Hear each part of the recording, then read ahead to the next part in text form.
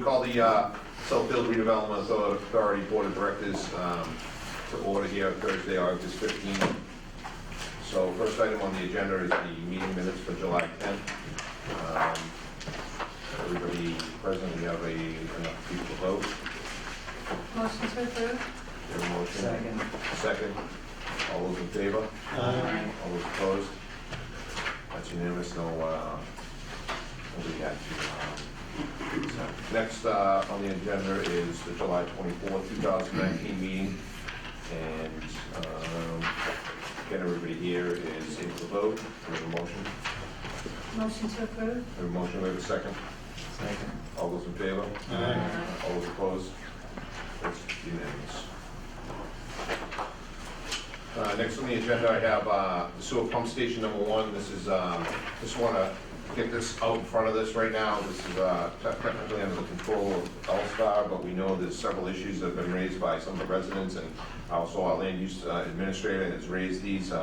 We've been talking about it, and the last few weeks, one of the things is we're trying to get prepared that once we're able to gain access to this, that we are going to be able to move and make sure that we don't have an issue. Right now, it's absent a generator, it needs maintenance. There's follow-up maintenance that needs to be done, some electrical work that needs to be done.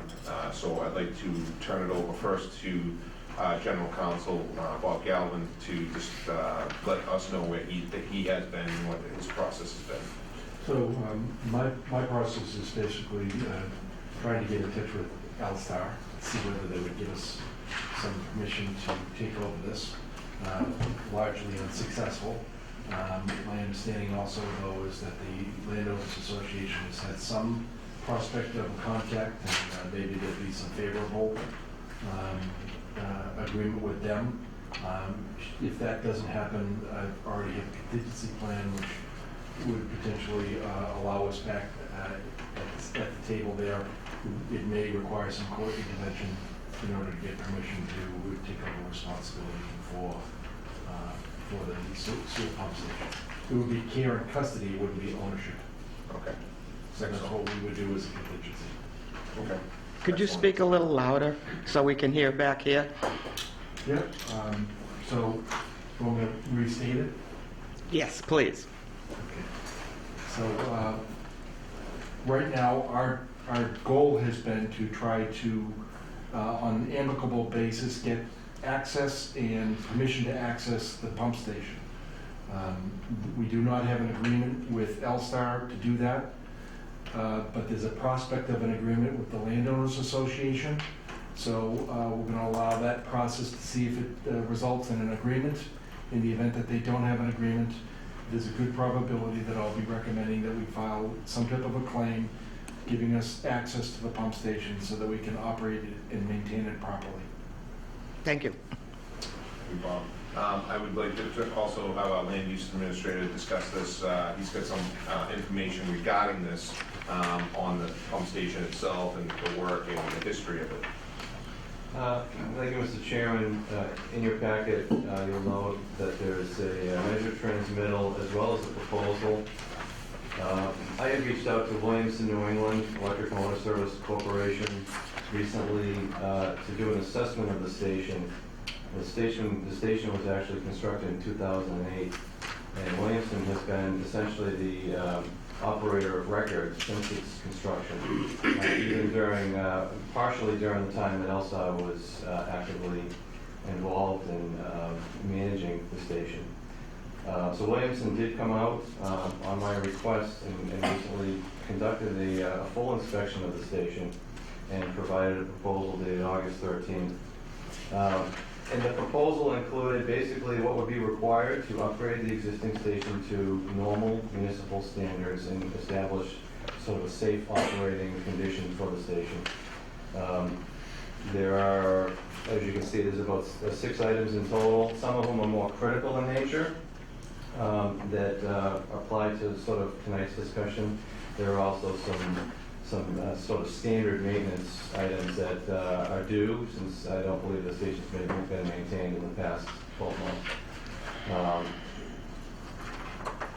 All told, you're looking at approximately $120,000 worth of equipment, materials, and labor, all in on the entire proposal for the station. This evening, the request, as you can see in the measure, would be to, at least at this time, move forward with 3 of the items. And that would get us to a point where you would have a backup power supply on site with a automatic transfer switch that would engage during a power outage, a new control panel. The existing control panel is not operating properly, as well as a dialer, so that when the station is having issues, a pump goes down, that there's actually a call that goes out to Williamson and to a representative of the property owner, per se, to notify them that service is needed, and the dialer is not operational at this time. So this evening's recommendation is to move forward with those 3 items in particular, not to exceed $78,000 total in cost. The other items are necessary, but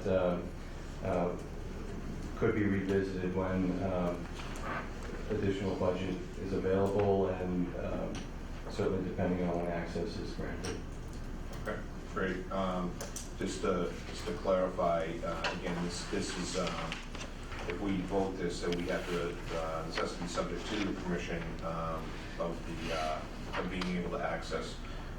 Jim, you also want to mention that L-Star had already put a purchase or deposit down on the generator. It's been sitting there, so that this does come at a discount per se, because L-Star has paid for part of it. So the SRA is not paying for the entire cost of the generator, so. That's correct. There was a purchase order and deposit made. L-Star had been working with Williamson on trying to advance some of this work. It just fell by the wayside. So we are taking advantage of a that piece of it, as well as their ability to expedite the work once authorized, since the equipment is already at Williamson. Excellent. Style questions of the board. Jim, I'm sorry. Chris. Go ahead, Chris. Jim, we're coming into it's like perfect storm. Hurricane season, winter, and major construction out the gate. What happens if this fails as it sits today from a public safety aspect without a generator? The auto dialer is not functioning, so nobody would get a phone call. Right? You would eventually see a backup in the system, an overflow. Either, Waste or, you would see an overflow, and there's not a tremendous amount of storage in the system. Right. So it would So- happen pretty quickly. The same thing that happened before, right? It wouldn't take very long. It would be within a few hours, probably. This is a clear threat to the. And someone on site would recognize the issue, and they would go from there. So I think we had to be aware of, we've, in the last few weeks, we have vetted to try to access this, but part of legal counsel is us accessing could subject us to trespassing issues, or could subject us to a lawsuit. Sure. So we have to be very cognizant of that, how, we're trying to methodically be cognizant of the potential threat or the threat that exists, but also make sure that we're protecting the organization and the residents. So we're trying to do all 3, and it's a balancing act. And Attorney Galvin's had numerous conversations with myself and our staff, and trying to access this to try to this has been been a hot topic over the last month or so. No, definitely. It's going to catch up to us if we don't Right. do something sooner than later. So this is something that needs to happen. Either we get access or something's gonna happen. Exactly. And that's why we want to have our end done, so we can say, we vote this tonight, we're ready to move. As soon as we're ready to move, then that can get done. Yeah, we can't put the residents at risk Right. with this. Could we Dave had include comment on it. at some point, securing it? Several residents have mentioned that it's also, it's just an open, it's not even locked. I think the fence is going down. Yeah. Like it's not a huge item Can we- economically, but. So we engage security fencing like we did on the parcel over the area over on, I think that would be the quickest and cheapest solution to get some temporary fencing around the station, that once the generator is installed, you could easily move it outward as well to Okay. encompass the generator. okay, So we can certainly do that at a fairly low cost okay. as an initial step. Excellent, good point, Dave, thank you. Pat, you had something? And just sort of keeping with that, the existing generator, is it blown its warranty period already? Has it been on site for a while? So, There was a generator in storage that was scheduled to be installed by the master developer. The generator. The generator is no longer on site. There's nothing there. The generator is no longer on site, and master developer, got locked this place? Previous master developer. previous master developer found a new home for it. Okay. So the one that's been purchased and partially paid for is a recent purchase? Yes, it's a newer purchase, I guess correct. I just have to get my arms around it. We're improving on something owned by someone else. So how do we protect ourselves legally that it needs to be done under an emergency? Or If there was. we're improving on their If there was assets? an emergency, it's likely that DEP would issue some type of Yep. order that would provide necessary Access. emergency access. In the event that we don't have an emergency, we need their permission, and if we're not gonna get their permission, we're not gonna wait long. We're prepared to act as soon as we've made sure we've exhausted the polite way. Okay. And I'm sure it's a wasted effort, but should we bill them for the betterments to this pump station? Probably could. Mhm. Probably do that. And it is identified, Pat, the one-year Oh, okay. warranty on the proposal. Kevin? Pardon me, I'll make a motion that the Board of Directors authorizes Williamson New England Electric Motor Service Corporation to proceed with work items 1, 2, and 5 in the Williamson proposal dated August 13, 2019, hereby noting that the public safety and public convenience and necessity therefore, and also exempting said transaction from Chapter 30B of the general laws. The board hereby authorizes the land use administrator to issue a notice to proceed to Williamson for the approved work items with a total cost not to exceed $78,000, and I'm going to add the words, in addition to what is here, that all labor will be at prevailing wage rates, and all equipment would be covered under a 1-year warranty. And I will add to, if I could, Kevin, to that the approval will be subject to the permission and proper authority to operate and maintain the pump station. So I still have a question before we keep going Yeah, as to yeah. why. We have a motion, do we have a second before we get to discussion? Okay. Is there a second? Second. Second. Okay, now we get discussion. Okay.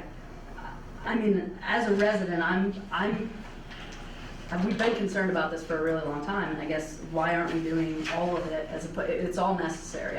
I heard you say 1 through 6 is all necessary. If we're gonna act on half of it, is it just getting it halfway there? You know, like, I get that we're not doing it until we have permission, that obviously stays, but I don't understand why we're even entertaining the fact that doing not the whole work. Bernie, Is it I budgetary? think there was a budget, we voted a certain amount, wasn't it, in the FY 2020 budget? There was a certain amount. You voted $82,000 in the FY '20 enterprise fund budget, and this is 78, and we also have some funding for whitewater involved, so this puts us at the budget limit currently. Could we do a transfer and put this item, Eric, on the next agenda to transfer out? And we set the, what? Certainly. Okay, so then we could finalize the rest of the proposal? Okay. Does that work too? I'm happy that as much that can be done is great. Excellent. So next week, or whatever, we Whatever, can transfer next week. funds to cover the balance. Yeah. For the extra pump, So you, basically. does that mean you're going to propose doing all the work now? Are you amending what you? No, we can just vote, we can transfer the funds and then we can make, we can identify the same language and then include the rest of the items if we could, because I'd rather not, I don't want to vote it without the funding there. We should vote can't, the- we can't. Yeah. You can't exceed appropriations. Right, exactly. I'll have it on the agenda for next week. We have any other motion, second, do we have any other discussion? Seeing here and none, all those in favor? All those opposed? That's unanimous. Thank you. Next is the status of the Parkway maintenance agreement between the SRA and the Southfield Landowners Association. We're still in continued discussions. We're still trying to work out a date with the landowners to sit down. The biggest thing is trying to get everybody in the room. We've been diligently working, trying to get the RFP out. So we want to get this resolved, but we just need a little bit more breathing room to get everybody in the room come to some sort of consensus on this. So we ask that you authorize the chair along with legal counsel to engage an extension till September 30th. I'll ask for a motion on that. Engage in a negotiation. Engage in a negotiation, yes. So moved. We have a motion, we have a second by Kelly. All those in favor? Aye. All those opposed? All those abstained? I think we're. Yeah, you abstaining? Oh, I'm staying. Yeah, yes, you're abstaining.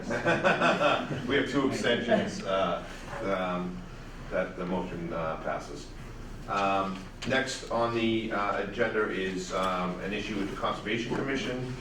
This is a partial certificate of compliance for Weymouth, assessor parcel 58-597-97, 82 Parkview Street, Mass DEP file number SE 081-1005. And if I could have, I'm going to have our land use administrator talk on this and also our legal counsel talk on this. If we could. Jim. Thank you, Mr. Chairman. We did receive a request from the existing property owner, the current property owner at 82 Parkview Street, through their closing attorney. Apparently, this is an item that the closing attorney is looking to essentially clear up that is in the title that runs with the property. This particular order of conditions actually applies to a very large geographic area. It's tied to the original construction of Memorial Grove and Parkview Street, and includes, essentially a lot of the outskirts as well for the required drainage work, etc.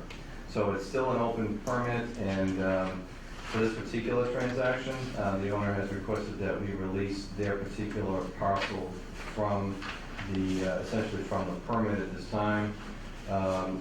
This is the second time this has come up. We did have one in 2015 for actually an adjoining property that a partial certificate was granted at that time as well.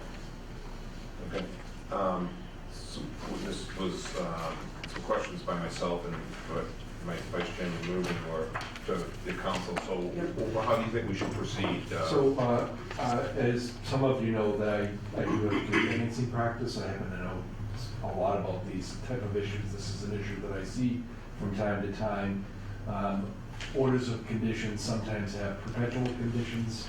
Sometimes you have an order of conditions that applies to a whole subdivision, or in this case, a section of the Southfield. And all the lots, it's in the chain of title. It's not considered a title defect, so it shouldn't prevent, and it technically doesn't prevent the sale of property. It's not an outstanding mortgage, it's not a lien that affects the quality of title. When Jim sent me the information just even a little while ago, I reached out to the closing attorney. I'm going to explain that this property's already been passed once and this wasn't an issue.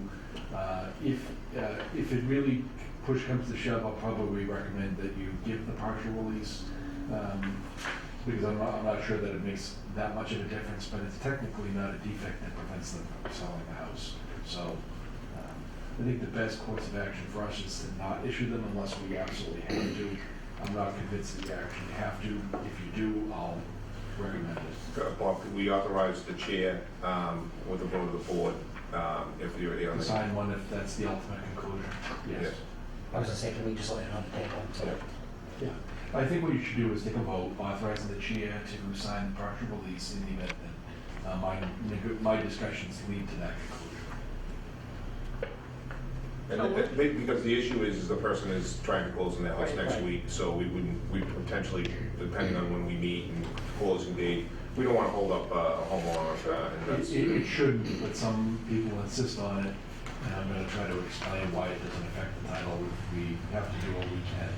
It's not going to affect ultimately our ability to you don't want to release all the land that's subject to this either. You don't want to set precedent of doing this every. No, you do not. But you do want to potentially look at this in the future as potentially in some macro sort of way to see if there's a way to avoid giving these one-offs, right? But this buys us time. The homeowner needs to sell the house. Right. We don't want to, we want to help the Right. homeowners. Yeah. But ultimately, we would like to look at this Have a again. consistent, 30,000. cohesive policy. Yeah, exactly. Right. Very well worded, technical. Other questions from the board, comments from the board on this? Seeing here and I now. just, sorry, Oh, yes. I have a question. How many, do we have track of like how many order of conditions are out there just lingering? Like Yes, how we long do. do these usually last? Like why are they, to me, it brings up a bigger global issue here, not, specifically with this house, but I mean, thank you for taking my calls today, because I know they were probably annoying, and I was just trying to get my hands around this. But to me, it's a bigger issue here, and like, why do we let them hang out there for so long, and why do we not close them out? I think we're faced with a lot of the discussions that we continue to have. The previous master developer gave us a lot of insurances that they never follow through with, and that is what we're faced with. And, now, unfortunately, we have that party does not participate, and we are left with picking up the pieces. When they obtained this order of conditions, the property was much larger. It included what is now house lots. The work area that has unfinished work is quite some distance from where this house lot is. So if we don't close them out, the applicant, which was Bellstar, should have closed this out. But obviously they're, have gone by the wayside. So we don't close them out. Sometimes they are intended to exist forever. For example, there could be a condition protecting wetlands. That might be a perpetual condition that would last forever and Right. never get closed out. But then I guess my other argument is, could we parse out this huge parcel to divide where the work is left, and we keep the order there, and where the work is Well, I not think left, that's we what we're don't keep gonna- the order I there? think that's the what we're Dave's gonna comment to the figure out. macro issue of how we tackle If this. we can do it for this one, we'd probably do it for all of them there, so that everybody's being treated the same way. With the exception of the land mass that still. But I mean, right now, it's an L-Star obligation, and we're not looking to make, Correct. Take on work. yeah, it shouldn't be easier on them. I mean, L-Star is subject to having to complete this work. The homeowner could literally call them up and say, look, I can't sell my house because You you got an didn't do open this. condition, yeah. Kevin? I'll make a motion that upon the advice of counsel, the chairman is authorized to issue a partial certificate of compliance to document that the work required under order of conditions for DEP file SCO 81-1005 as amended is complete within the property located on Weymouth Assessors Parcel 58, 59797.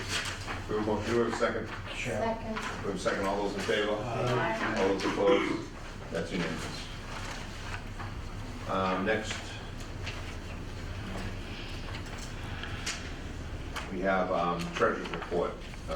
Mr. Hart. I've got two items before you tonight. The first one is a follow-up to the extended period for the management liability insurance. There's a reporting period that you need to let them know about any incidents or lawsuits after your director's insurance ended. As you know, it had been non-renewed from the last company as of the end of the fiscal year.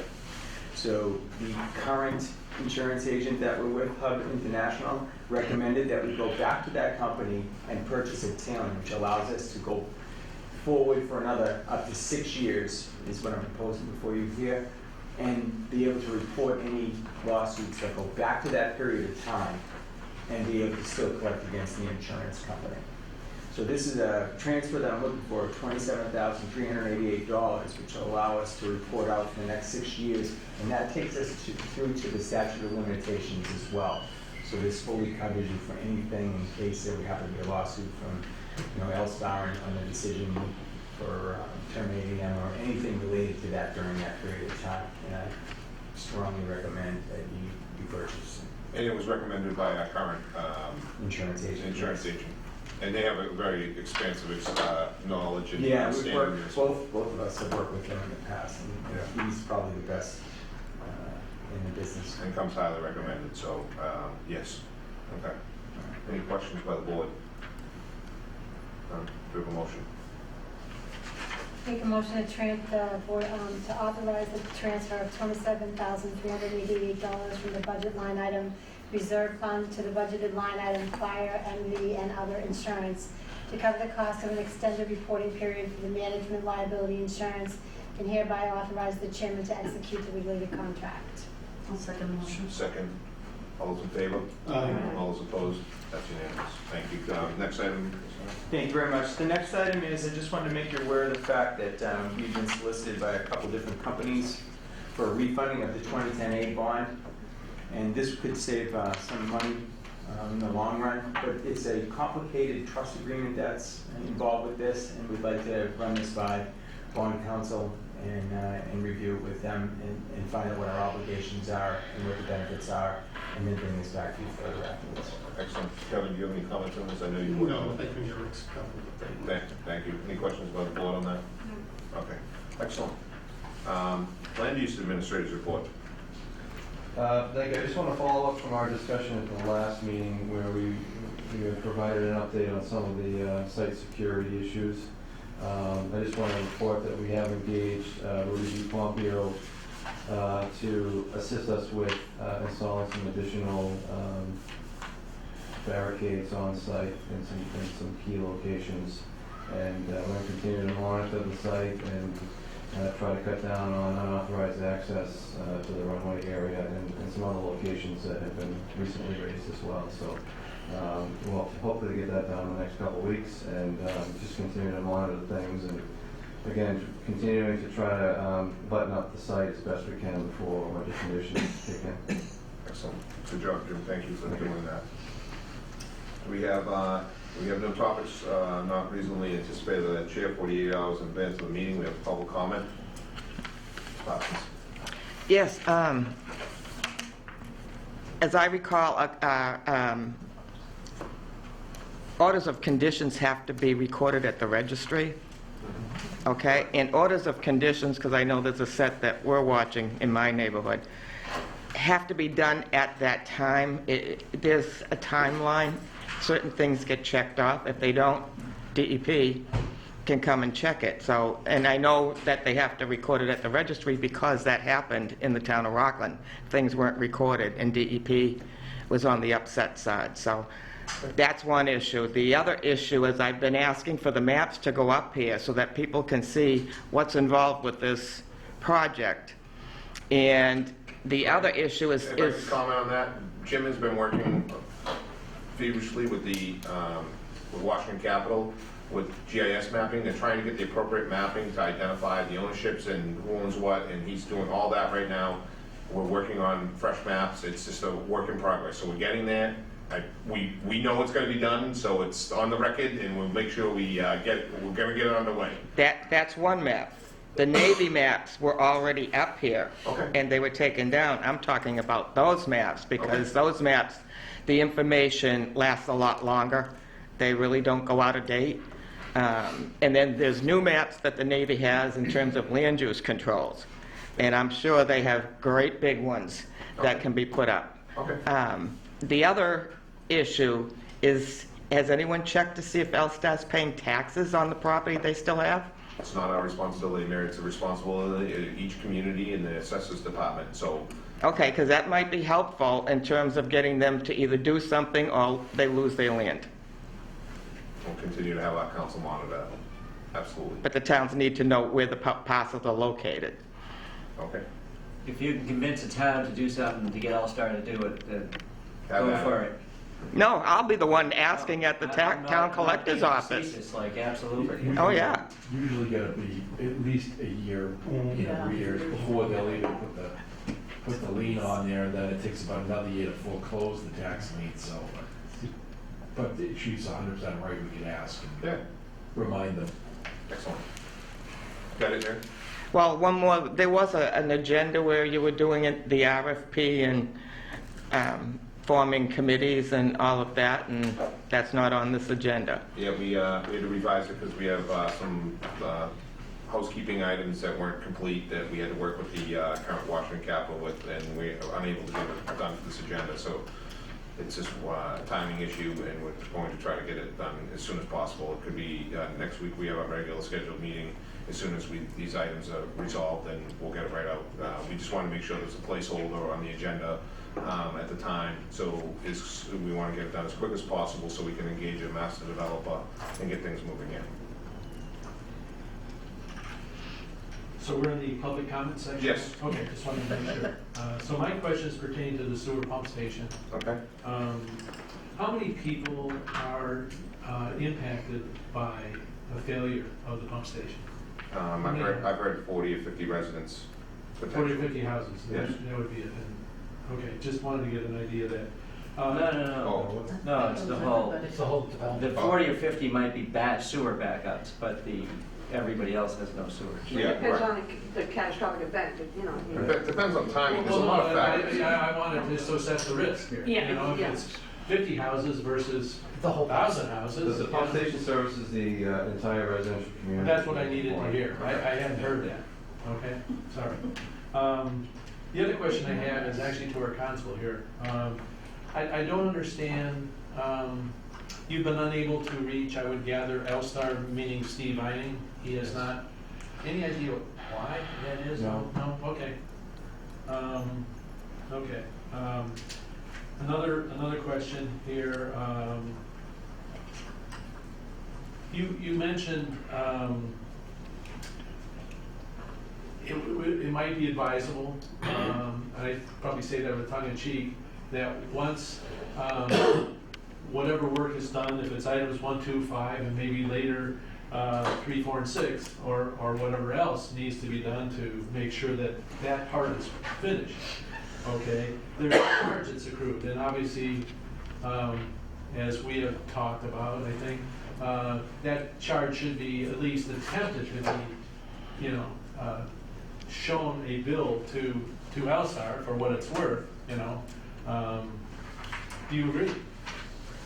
Do I agree? Yeah, I think you said that, but I just wanted to make sure. I agree. I think they're responsible for it. Yeah. And we have several outstanding items they're responsible for. Oh, no, I understand. What I'm trying to do is just get one at a time, you know. Listen. Okay, that's all I had. I was just curious. Anything else? After the board's reaction, I'm planning on going. Okay. Other public comment? Seeing here none. Our next meeting is scheduled for next Wednesday. That we're waiting to see, as I said, about the RFP. Just watch the agenda, watch the postings. Obviously, we'll be complying to make sure it's out for 48 hours in advance. Just watch the agenda. We'll be on our website and make sure I get out to the communities. We'll have a motion to adjourn. Motion to adjourn. A second. Second. All those in favor? All those opposed?